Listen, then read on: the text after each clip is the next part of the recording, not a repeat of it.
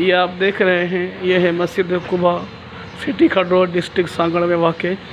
ये बरामदे का काम अभी शुरू किया था, जिसकी छत का काम रहा हुआ है। ये है, देख लीजिए, खिड़की दरवाजे बाकी हैं, बाहर की मार्बल और अंदर की टाइल वगैरह बाकी है। अल्हम्दुलिल्लाह हमारे यहाँ 70-80 करीब बच्चे पढ़ते हैं, 2 असातिज़ा मौजूद हैं और इसके साथ साथ जुम्मा है, ईदैन है, तमाम नमाज़ें होती है अल्हम्दुलिल्लाह।